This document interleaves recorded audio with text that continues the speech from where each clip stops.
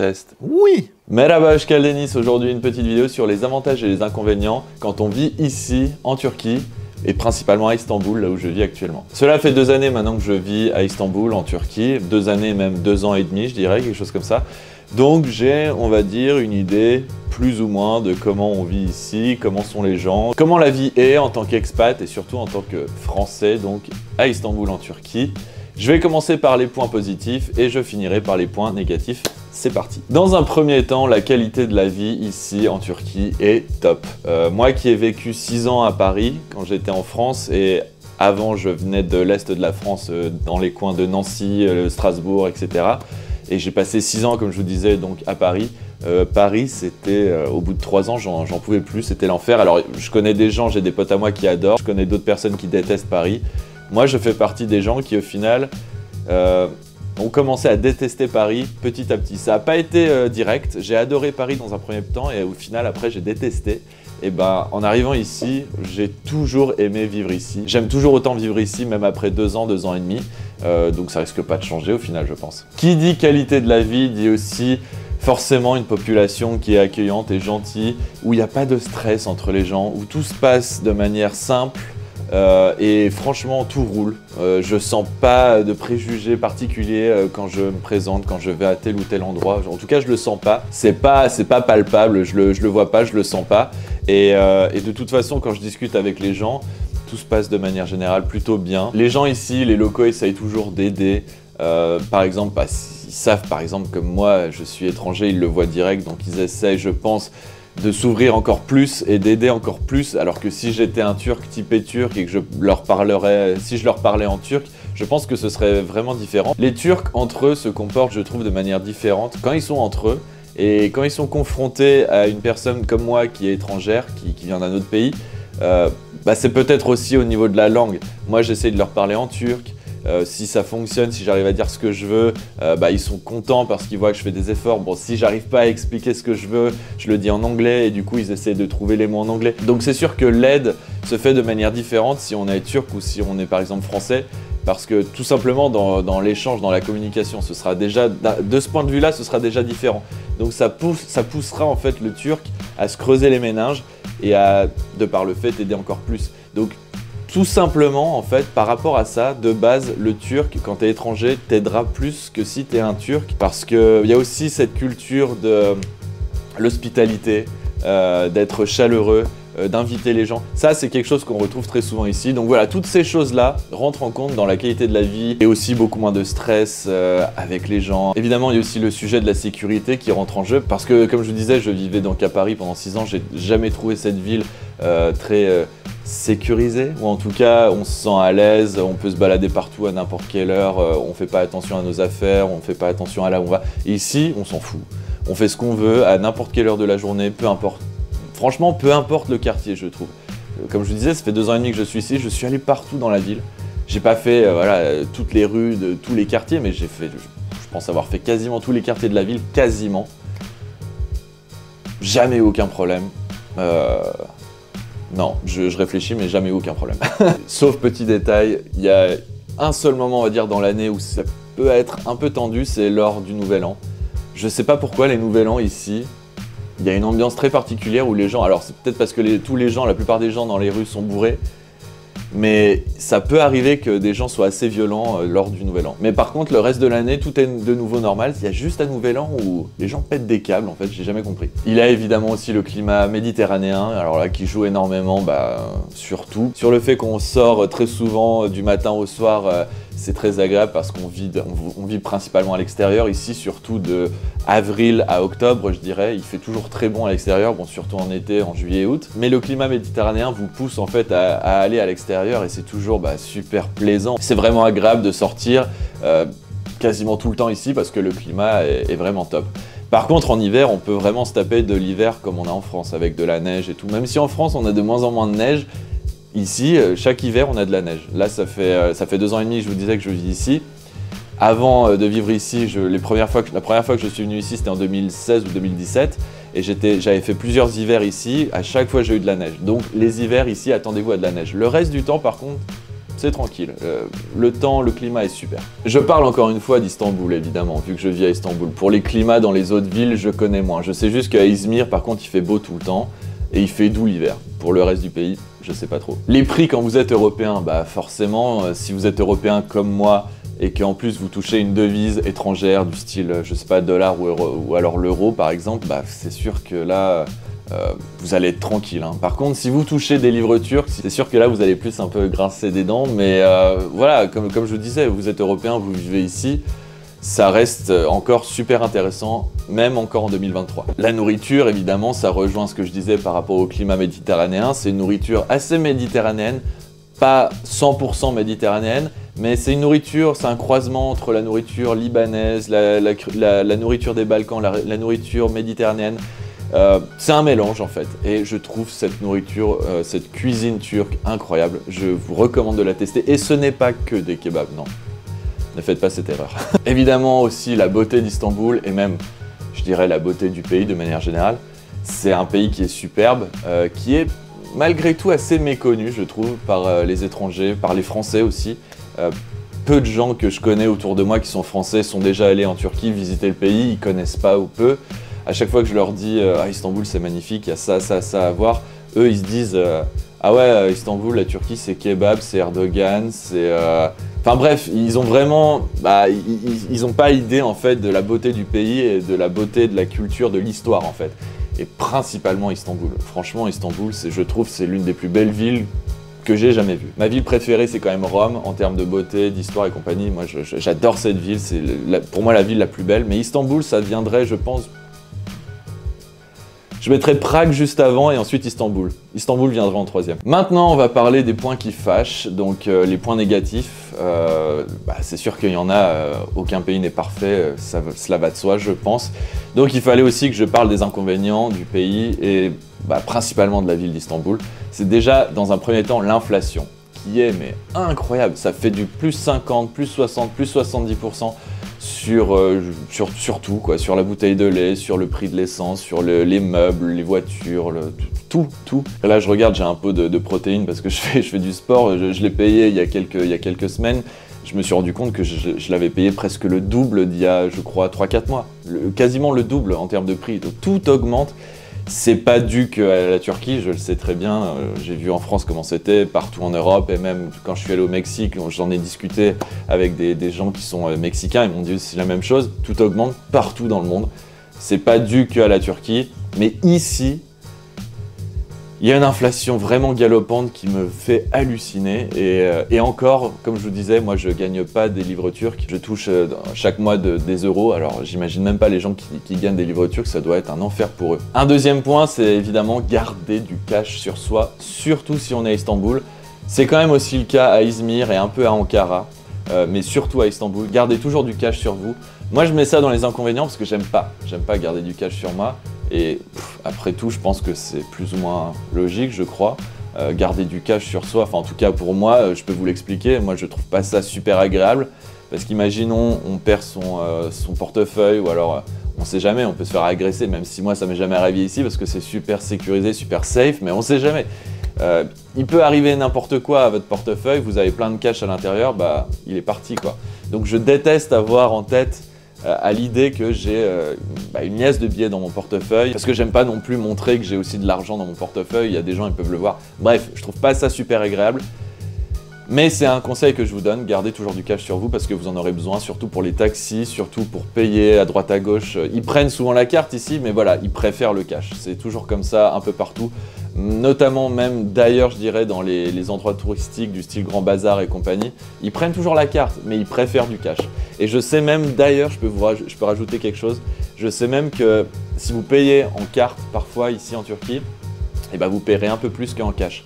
Il y aura un pourcentage parce qu'ils veulent pas payer les taxes tout simplement, ils veulent avoir l'argent dans leur poche directement, donc ils vont vous faire payer plus si vous payez en carte de temps en temps, pas partout mais ça m'est déjà arrivé. Le nationalisme, ou bien on peut appeler ça aussi le conservatisme en Turquie, donc ici c'est quand même assez présent, assez pesant. Alors moi je trouve ça très bien, pour le coup je trouve ça très bien que les gens soient fiers de leur pays. Parce que, en tant que Français, Je connais plein de gens qui ne le sont pas.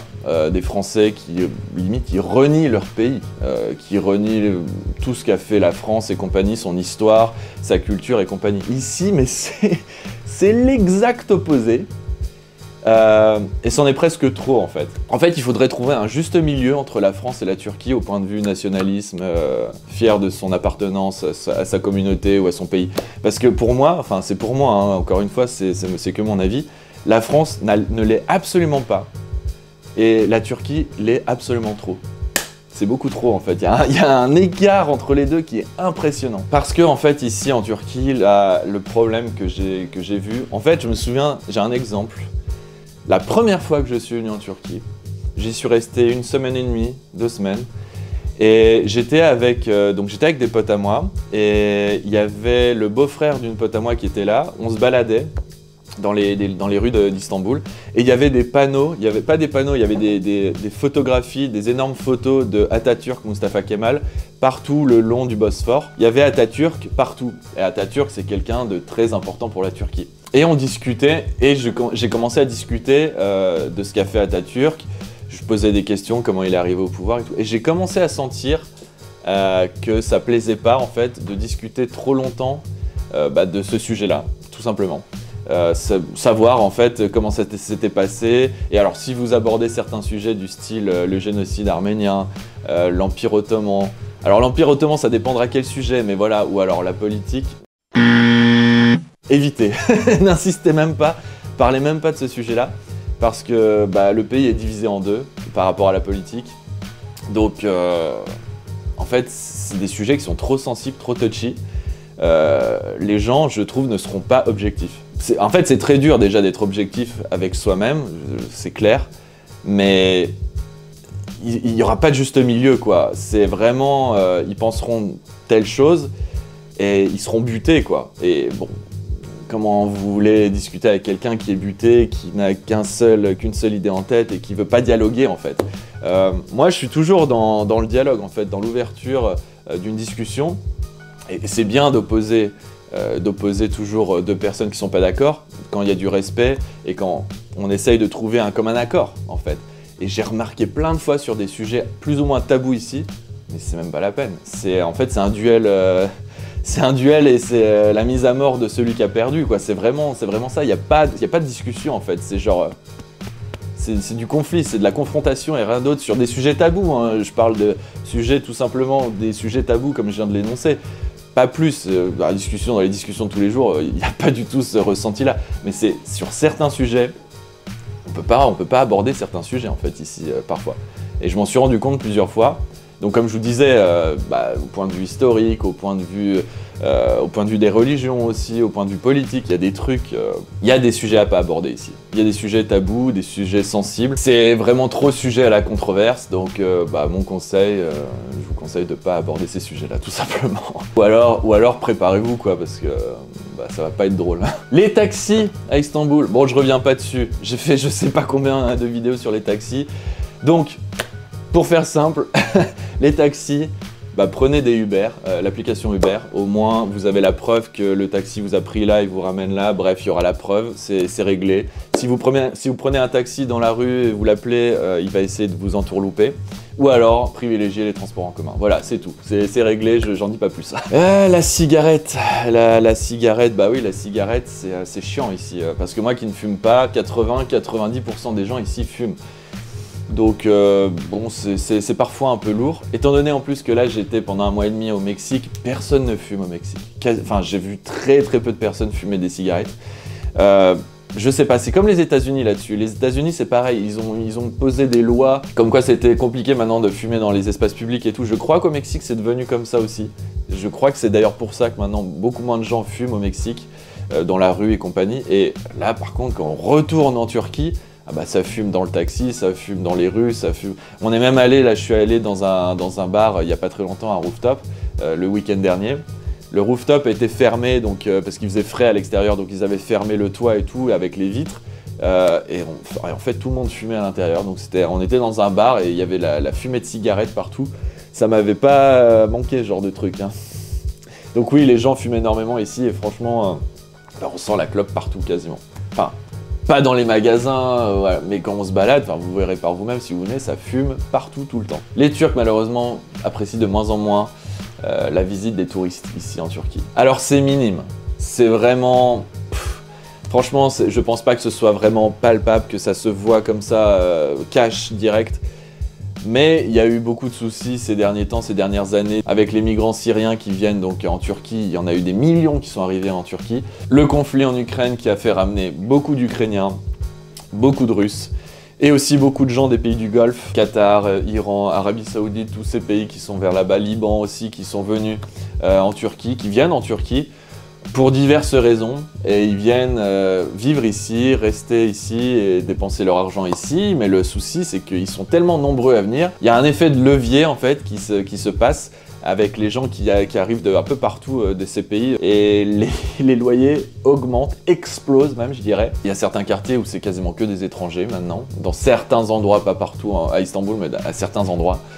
Et une loi est même passée il n'y a pas très longtemps. Le gouvernement a fait passer une loi où maintenant il y a un quota, il y a un nombre maximum en fait de touristes, pas de touristes mais d'étrangers, qui peuvent rester dans tel ou tel quartier. Arrivé ce nombre, eh ben, on ne peut plus postuler pour un visa, on ne peut plus vivre dans ce quartier parce qu'il y a déjà trop d'étrangers avec un visa touristique ou travail, ou etc. Donc cette loi en fait fait changer beaucoup de choses, notamment au point de vue des visas. Si vous arrivez en Turquie et que vous prenez un appartement et qu'ensuite vous postulez pour un visa et que vous vous rendez compte qu'en fait vous avez postulé donc pour un visa dans un quartier où il y a déjà trop de touristes, bah vous êtes cuit. Et donc ce problème-là avec les étrangers, voilà, ça date d'il y a quelques mois, je dirais 1 an ou 2 quoi. Je dis pas parce que vous êtes touriste, vous allez arriver en Turquie et ils vont tous mal vous parler, mal vous regarder. Non, c'est pas à ce point-là non plus. Ne me faites pas dire ce que je n'ai pas dit, c'est pas à ce point-là. Mais je peux vous donner un exemple l'année dernière quand j'étais en Turquie. Donc j'étais là déjà depuis 1 an. Je baragouinais un peu le turc, mais je pouvais dire 2-3 mots, mais je pouvais pas faire vraiment de phrases. Et j'étais dans un club de tennis et je devais louer une raquette et je devais prendre aussi louer, je sais plus quoi, un sac. Enfin, il y avait plusieurs choses. Et j'étais dans le magasin. Et le gars, je commence à discuter avec lui en anglais, il parlait très bien. Et il me pose des questions, enfin, ça c'est les Turcs qui vous posent des questions parce qu'ils sont curieux de savoir d'où vous venez, ce que vous faites, mais jamais dans un but nocif ou dans un but négatif, c'est juste parce qu'il veut faire la conversation, ce qui est tout à fait naturel. Et je lui dis que je suis français, que je vis en Turquie, ça fait à peu près 1 an, machin, enfin bref, conversation normale. Et là il me répond, ah mais ça fait quand même 1 an que tu es ici et tu parles toujours pas turc. Je lui dis, non, enfin j'apprends petit à petit, ça vient petit à petit, c'est pas une langue super facile non plus pour s'adapter, c'est pas simple et tout. Et je vois qu'au bout de 30-40 secondes, on va dire pendant un court moment, je le vois petit à petit discuter de moins en moins avec moi, essayer de faire quelque chose d'autre. Et au final, il m'a carrément foutu dans les pattes, entre guillemets, un autre vendeur, parce que j'ai compris qu'il m'a fait une réflexion du style, ah, t'es en Turquie, tu connais des gens turcs et tu parles toujours pas le turc. Il a eu cette attitude que je trouve vraiment ridicule pour le coup. Et donc le gars voulait plus me parler parce que tout simplement j'étais un étranger ici, d'après ce que j'ai compris, d'après ce que j'ai ressenti en fait. Et j'étais un étranger ici, qui vivait ici en gros, et qui, de ce que j'ai ressenti, profitait du système, profitait du pays. Et j'ai vraiment trouvé ce moment-là vraiment ridicule et vraiment déplorable. Déjà, le gars me connaît pas ma vie, connaît pas ce que je fais. Il sait rien de moi, quoi. Il a juste réagi à 2-3 trucs qu'il connaît de moi. À partir de là, c'était réglé pour lui. C'était, vas-y, je te laisse, j'ai autre chose à faire, je te donne un autre vendeur et puis tu te débrouilles avec lui. J'ai trouvé ça vraiment, pathétique. Ça m'a vraiment cloué. Ça arrivait qu'une fois. Hein. Là, je vous donne un exemple qui est arrivé qu'une seule fois. Mais j'ai entendu beaucoup d'histoires. Je sais que des potes à moi donc, qui sont turcs, ils parlent entre eux et ils me le disent. Notamment, j'ai des potes qui m'ont dit il n'y a pas longtemps, ouais, j'ai des potes à moi qui sont turcs qui se plaignent tout le temps des étrangers parce que les loyers augmentent, parce que ceci, parce que cela à cause des étrangers, blablabla. Donc voilà, c'est quelque chose quand même à prendre en compte. Même si, comme je vous disais, c'est pas vous arrivez ah, il est étranger, dégage. Non, c'est pas du tout comme ça. Mais si vous voulez vous installer ici en Turquie, il faut prendre ça en compte parce qu'ils commencent à en avoir marre des étrangers, je crois, ici. Et ça se ressent de plus en plus. Alors, personnellement, à part cet exemple-là, j'en ai pas d'autres en tête pour moi. Mais comme je vous disais, il y a des histoires qui tournent sur les réseaux, sur les gens que je connais et tout. Bref, la pression monte. Mais ouais, c'est quelque chose qui se ressent petit à petit. Et forcément, avec tout ce qu'a pris le pays ces dernières années en termes de réfugiés, en termes d'immigration, d'étrangers qui viennent et tout, pour vivre leur expat trip et vivre et tout ici. C'est aussi la Turquie, un pays qui a laissé ses portes ouvertes comme ça. Donc forcément, il y a plein de gens qui en ont profité derrière et qui sont venus s'installer ici pour une durée indéterminée, quoi. Bref, dites-moi dans les commentaires ce que vous en avez pensé. Dites-moi si j'ai plus ou moins tort, plus ou moins raison. Franchement, moi, c'est que mon humble avis. Je peux pas vous dire de toute façon, j'ai pas la science infuse. Ce n'est que mon avis. Ce n'est pas la vérité vraie. Chacun fait son propre avis de là où il se trouve, dans le pays où il est, etc. Moi, c'était juste ma vision des choses, c'est tout. Je vous laisse vous abonner, activer la cloche, vous aurez toutes les notifications de cette chaîne YouTube, 2 vidéos par semaine comme d'habitude. Likez, partagez, commentez la vidéo et je vous dis donc à une prochaine vidéo. Gulé, gulé.